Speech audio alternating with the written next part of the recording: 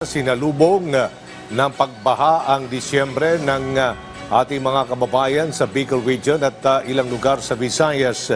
Hindi yan dahil sa bagyo o low pressure area kundi dahil sa weather system na shear line. Ang sentro ng balita mula kay Joy Salamatin. Matapos ang sunod-sunod na mga bagyo noong Nobyembre, panibagong hamon ang kinakaharap ng ating mga kababayan sa Bicol Region sa pagsisimula ng Disyembre. Ito ay matapos bahain ang ilang lugar sa rehiyon dahil sa walang patid na pag-ulan na dulot ng shear line. Sa bayan ng Manito sa Albay, agad na nirespondihan ng mga otoridad ang 2 tao na natrap sa kabilang ilog matapos biglang tumaas ang tubig dulot ng walang tigil na pag-ulan.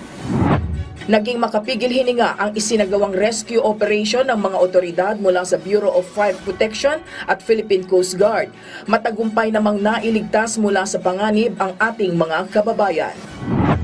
Sa Sorsogon City naman, nakuhanan ng ating kababayan na si Glenda Nicolas ang pagtaas ng baha sa barangay Burabot matapos umapaw ang isang sapa. Anya, umabot hanggang bewang ang taas ng baha. Ilang mga pangunahing lansangan din sa lungsod ang hindi nadaanan ng maliliit na mga sasakyan dahil sa baha. Kabilang na dyan ang sa Barangay Rizal. Sa Caramoan, Catanduanes naman, bumigay ang isang tulay at ang lupang kinatatayuan ng gate ng isang paaralan. Ayon sa isa sa mga guro ng paaralan, kakailanganin muna nilang magtiyaga sa alternatibong daan na mas malayo at maputik habang ang iba naman ay pipiliing tumawid na lang sa ilog. Hindi lang nakaligtas ang bayan ng Caramoan sa landslides na naitala sa mga barangay ng Dariao at Tubli.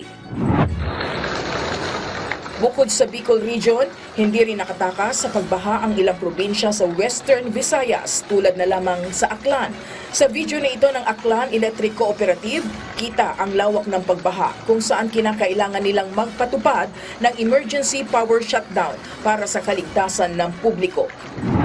Binaha din ang ilang pangunahing kalsada sa bayan ng Numancia, Aklan, partikular sa Aguila Bridge na umabot hanggang gutter deep ang tubig.